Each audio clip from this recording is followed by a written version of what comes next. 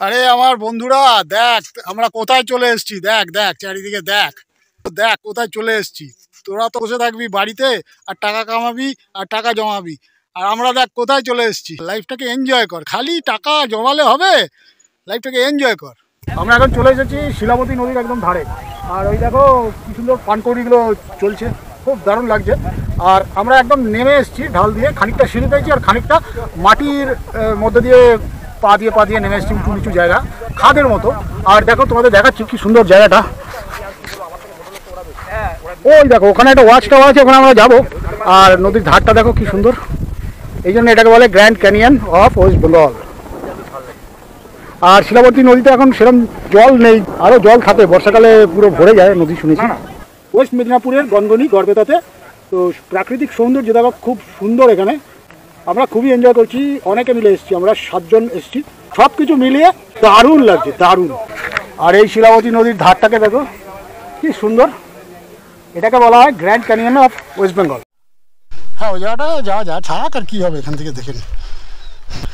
দেখেছো কি সুন্দর ধারটা নদীর, চমৎকার।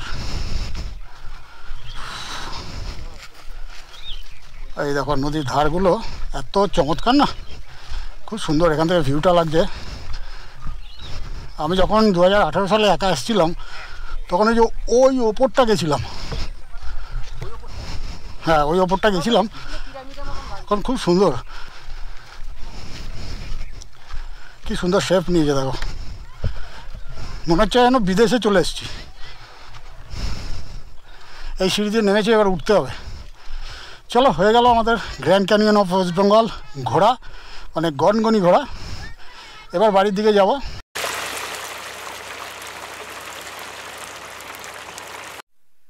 তো ওকে, তো চলো আমরা গনগনি ছেড়ে বেরিয়ে গেলাম। আমাদের গনগনি ট্যুর কমপ্লিট হয়ে গেল। এখানে টেন্ট লাগিয়ে, বাহ ভালো, টেন্ট লাগিয়ে এনজয় করছে, মানে টেন্ট লাগিয়ে এখানে কিছুক্ষণ থাকবে, তারপরে আবার ঘুরে টুরে চলে যাবে। তো ফ্রেন্ডস, গনগনি ঘোরা আমাদের কমপ্লিট হয়ে গেল। আর এই যে রাস্তাটা, এই রাস্তাটা আমি যখন 2018 সালে এসেছিলাম তখন পুরো লাল মাটির ছিল, এখন পিচ হয়ে আবার ভেঙেও গেছে। তো যাই হোক, গনগনি অনেক দিন বাদে এসে ভালোও লাগলো, আবার কিছুটা খারাপও লাগলো, কারণ আগের বার যেবার এসেছিলাম সেবার প্রাকৃতিক সৌন্দর্য আরও ভালো পেয়েছিলাম। এখন এইসব পার্ক এসব হয়ে গিয়ে না কেমন যেন একটা আর্টিফিশিয়াল ব্যাপার হয়ে গেছে। আসল কথা, সব জায়গায় তো বিজনেসের একটা ব্যাপার চলে এসেছে, তো বিজনেস করতে গিয়ে প্রকৃতিটাকে ধ্বংস করে ফেলা হচ্ছে। তো যাই হোক, তার মধ্য দিয়েই আমাদের চলতে হবে।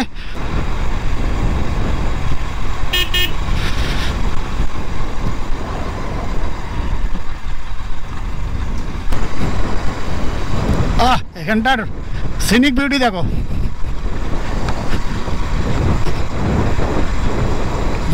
বিউটিফুল। এগুলো সব সবজির চাষ হয়েছে। আরে এটাই তো আমার সোনার বাংলা, কোথায় যে হারিয়ে গেল সেই সোনার বাংলা। কিছু জায়গায় এখনো রয়ে গেছে দেখো, এই সোনার বাংলার সেই রূপ এখনো ধরা দেয়। আর বাকি তো সবই লুটে পুটে খেয়ে নিচ্ছে, জমি জমা সব শেষ করে দিচ্ছে।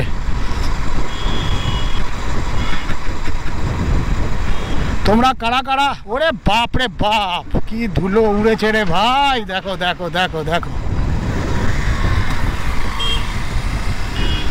তোমরা কারা এরকম গ্রাম্য পরিবেশ পছন্দ করো, কমেন্ট বক্সে জানিও।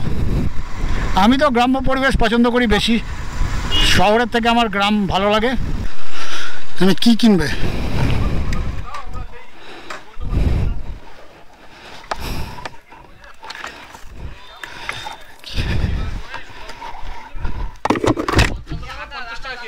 কিরে ভাই, কি নিচ্ছে?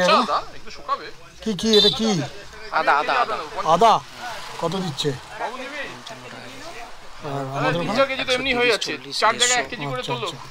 ঠিক আছে, ভালো, খুব ভালো। আদা 55 টাকা কিলো না 50 টাকা? কত কি বলছো, 55 না 50? 55 টাকা কিলো, ভালো।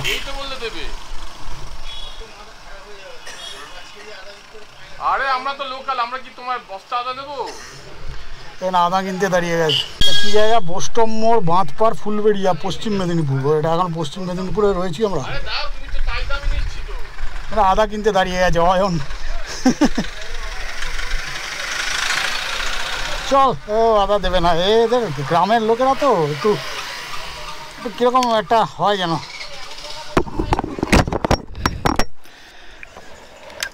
এদের অনেক মানে কনজারভেটিভ বড্ড,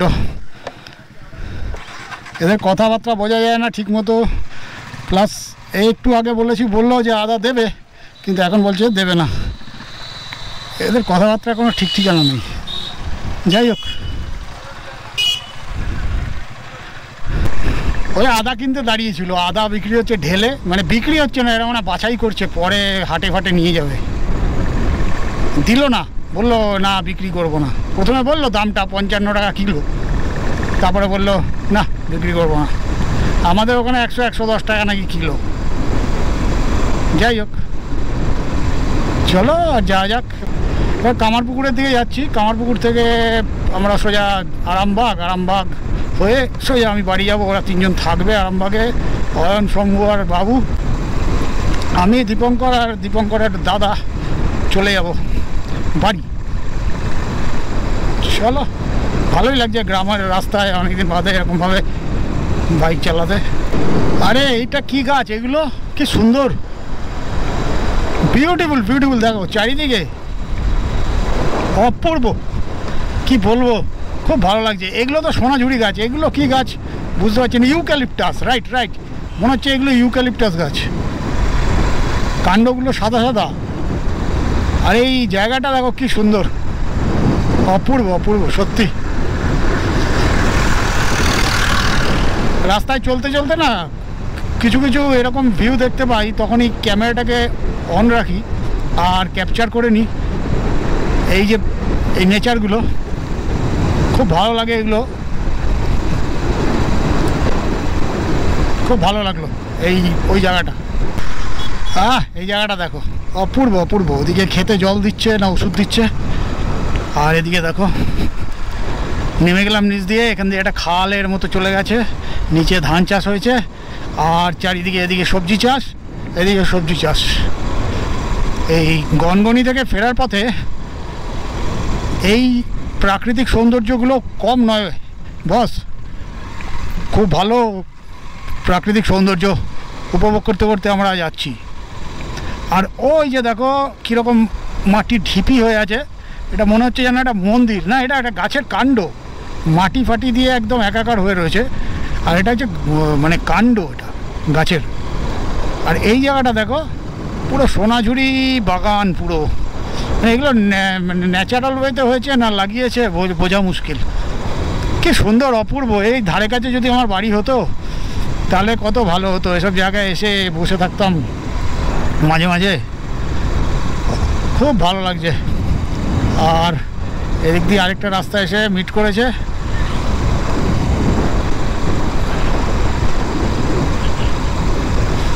দুটো রাস্তা আবার এক হয়ে গেল। আর দুদিকে সোনাঝুরি জঙ্গল, মধ্যখান দিয়ে কালো পিচের রাস্তা বুক চিড়ে চলে গেছে। আর দেখো লাল মাটি, তো এখানে এখনও লাল মাটি রয়েছে, মানে আমরা এখনও লাল মাটির দেশেই রয়েছি। এরপরে যত আস্তে আস্তে হুগলি ডিস্ট্রিক্টে ঢুকবো, তারপর থেকে কালো মাটি শুধু দেখতে পাবো। গনগনি থেকে মানে গড়বেতা থেকে আমরা অনেকটাই চলে এসেছি, কামারপুকুরের কাছাকাছি চলে এসেছি আশা করি। কারণ যত এদিকে আসছি বাড়িঘর বাড়ছে। আর কামারপুকুরের মোড়টা মনে হয় সামনে।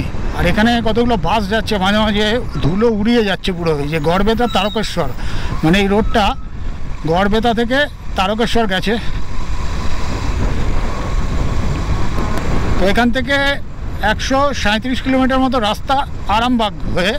আর আমরা যেখান থেকে এসছি সেখান থেকে হলো প্রায় 200 কিলোমিটার কাছাকাছি আমরা রাস্তা কভার করে এসছি, মানে কোলাঘাট হয়ে। তো সেখান থেকে দেখতে গেলে আমাদের একটু ঘুরপথই হয়েছে, কিন্তু যেহেতু জঙ্গলের একটা সৌন্দর্য আমরা উপভোগ করতে চেয়েছি, সেহেতু আমরা ওই রাস্তাটা দিয়ে এসেছি। কোলাঘাট দিয়ে। তো এখন মোটামুটি শর্ট রাস্তা দিয়ে যাচ্ছি, তো দেখতে থাকো ভিডিওটা। আমরা আজকে খুব সকালবেলা বেরিয়েছিলাম গনগনির উদ্দেশ্যে, আর গনগনিটা তো ঘুরলাম, দেখলে তোমরা আগের ভিডিওটাতে। যারা তোমরা আগের ভিডিওটা দেখোনি তারা ভিডিওটা দেখে নিও। আর গনগনিটা ঘুরে এখন আমরা বাড়ির দিকে রওনা হয়েছি। তাড়াতাড়ি বাড়ি পৌঁছে যাব। ওখানে বেশিক্ষণ ছিলাম না, ওখানে ঘন্টা দেড়েক দুয়েক ছিলাম। তার মধ্যেই আমরা ঘুরেছি, নদীর ধারটা ঘুরেছি আর একটু আখের রস খেলাম, তারপরে আবার ওখান থেকে রওনা হলাম। এখন অলমোস্ট প্রায় কামারপুকুরের কাছাকাছি চলে এসেছি। এখান থেকে কামারপুকুর থেকে আরামবাগ যাব। আর কামারপুকুরে অয়নরা কিছু খেয়ে নেবে, আমি ভাবছি কিছু খাবো কি খাবো না, কনফিউশনে রয়েছি। আর এখানে এটা তো গ্রাম্য সড়ক, আমরা যেহেতু এটা অন্য রাস্তা দিয়ে আসছি, এটা গ্রাম্য সড়ক, তাই মাঝে মাঝে এরকম গ্রাম পড়ছে। আর গ্রামের যে মোড়টা আছে সেই মোড়ে অনেকগুলো দোকানপাট রয়েছে যেরকম গ্রামে থাকে, আর উঁচু উঁচু বাম্পার দেওয়া রয়েছে। আর এখানে দেখো পুরনো জানলা দরজা প্রচুর বিক্রি হচ্ছে। মানে এই জায়গাটা মনে হয় কাঠের, মানে কিছু পুরনো জানলা দরজার মানে কোনো বিক্রিবারটা হয় এখানে আর কি। প্রচুর দেখতে পাচ্ছি কাঠ, সবই পুরনো জানলা দরজা, তার মধ্যে কতগুলো আবার উঁই ধরা রয়েছে। হ্যাঁ, এটা পুরো কাঠেরই জায়গা, আসবাবপত্র তৈরি হয় মনে হয়, বা সাধারণত দেখছি এটা বেশিরভাগই দেখলাম জানলা দরজাই তৈরি হচ্ছে। যাই হোক, এই গ্রামের রাস্তার মধ্যে দিয়ে যেতে গেলে একটুখানি খেয়াল রেখে যেতে হয়, মানে ছাগল, মুরগি, কুকুর, ভেড়া এগুলো সব চলে আসে তো, আর এগুলো খেয়াল করেই চলতে হয়। বাকি সব কিছু ঠিকঠাক চলছে, আমাদের রাইড ভালোই লাগছে। আর এই তো সামনেই সম্ভবত কামারপুকুর চলে আসবে একটু পরেই, তারপরে দেখি যদি ইচ্ছা হয় কিছু খেয়ে নেব। সম্ভবত এইটাই কামারপুকুর মোড়, না এটা হচ্ছে কৃষ্ণগঞ্জ মোড়। আচ্ছা, এই জায়গাটার নাম হচ্ছে কৃষ্ণগঞ্জ। এখান থেকে আমরা এই সোজা রাস্তাটাই মেনটেন করছি।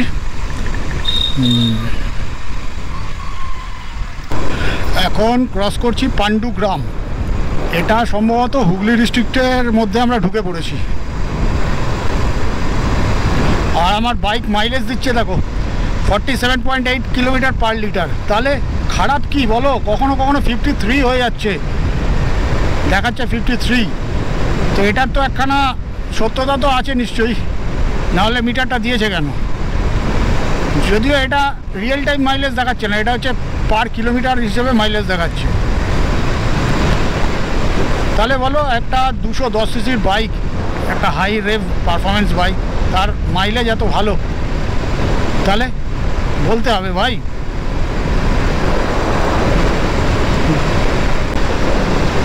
এই জায়গাটা দেখো, পুরো জিও কি সুন্দর লাগছে, ফাটাফাটি দেখো, চারিদিক দিয়ে পুরো ক্ষেত, আর মাঝখান দিয়ে কালো পিচের রাস্তা, মানে ব্যাপক খুব সুন্দর লাগছে। দীপঙ্করকে ওভারটেক করলাম, দারুণ লাগছে, দারুণ।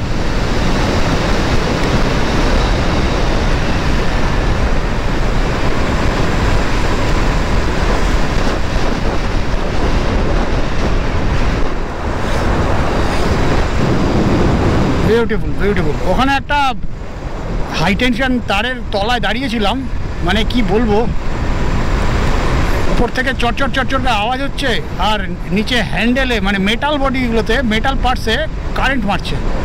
তো তাড়াতাড়ি ওখান থেকে চলে এলাম। কোথায় এলাম? এটা এলাম কামারপুকুর। এদিকে বাঁদিকে গেলে কামারপুকুর মঠ। আচ্ছা, এটা কামারপুকুর, এই বাঁদিকে গেলে কামারপুকুর মঠ। আর সোজা চলো।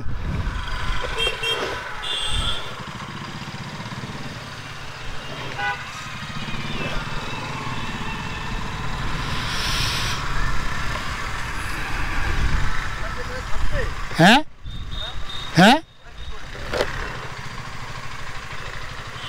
এখানে দাঁড়িয়ে যান। চলে এসেছি কামারপুকুর, আর এখানে আমরা কিছু খেয়ে নেব। এখানে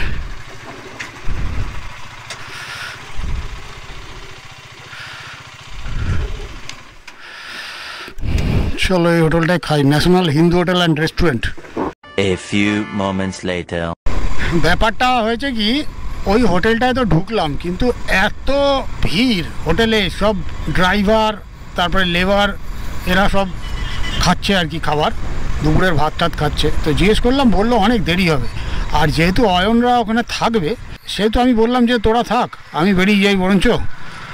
আর আমি আর দীপঙ্কর বেরিয়ে চলে এলাম, কারণ হচ্ছে সন্ধে হয়ে যাবে না, আর সন্ধে হয়ে গেলে এরকম সিঙ্গেল রোড দিয়ে যেতে একটু প্রবলেমই হয়। দাদা আরামবাগটা কোন দিকে যাবো? আরামবাগ সিধে। আচ্ছা, এটা হচ্ছে আরামবাগ যাব এখন এইখান দিয়ে। আচ্ছা, এই বাঁ দিক দিয়ে গেলে কামারপুকুর, আর সোজা গেলে আরামবাগ। আর এদিকে মনে হচ্ছে এটা রামজীবনপুরের দিকে গেছে। বাহ, কামারপুকুর বেশ পাল্টে গেছে, বেশ জমজমাট হয়ে গেছে। আগে এতটা জমজমাট ছিল না, যদিও বহু বছর আগেকার কথা বলছি আমি।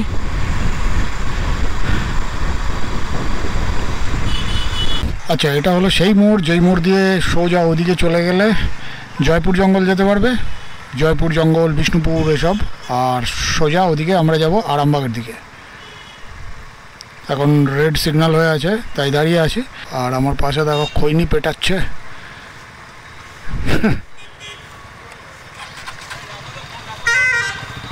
আচ্ছা, সিগন্যাল হয়ে গেল, চলো যাওয়া যাক। এই যে এই রাস্তাটা দিয়ে সোজা গেলে জয়পুর জঙ্গল, বিষ্ণুপুর।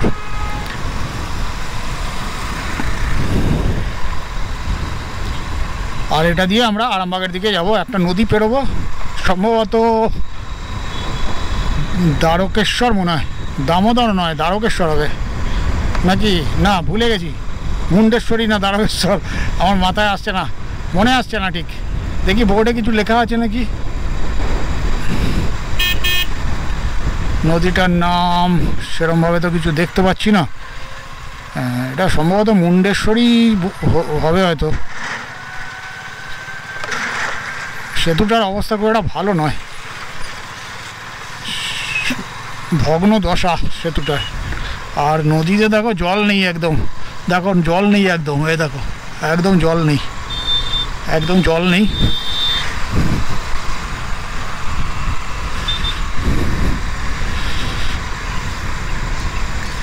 যাই হোক, এই সেতুর ওই গোড়াটা খারাপ ছিল, কিন্তু মধ্যেটা দেখছি ভালোই। যতটা মনে করেছিলাম খারাপ, ততটা খারাপ নয়।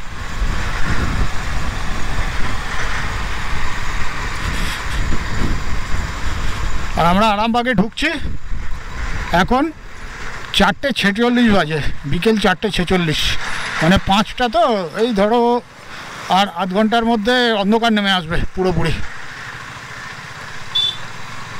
যদি ওই হোটেল খোঁজার সময়টা নষ্ট না করতাম, তাহলে আরামবাগটা ছেড়ে বেরিয়ে যেতে পারতাম। যাই হোক, আমরা আরামবাগে ঢুকে পড়লাম। এবার আরামবাগটাকে ক্রস করে তারপরে কোনো একটা জায়গায় যাবো, গিয়ে কোনো একটা জায়গায় দাঁড়াবো, কোনো একটা জায়গায় দাঁড়িয়ে কিছু খেয়ে নিতে হবে। 2000 years later. এখন ঘড়িতে বাজে 7:35 সন্ধে, আর আমি এইমাত্র বাড়িতে পৌঁছলাম। এখন আমার রাস্তায় গোপ্রোর চার্জ শেষ হয়ে গেছিলো বলে আর সেরকম ভিডিও বানাতে পারিনি, ভিডিও করতে পারিনি। তো ফ্রেন্ডস, আজকের ভিডিওটা এই পর্যন্তই। ভিডিওটা ভালো লাগলে একটা লাইক করো, কমেন্ট করো, শেয়ার করো, আর আমার চ্যানেলটা অবশ্যই সাবস্ক্রাইব করো। দেখা হচ্ছে এর পরের ভিডিওতে।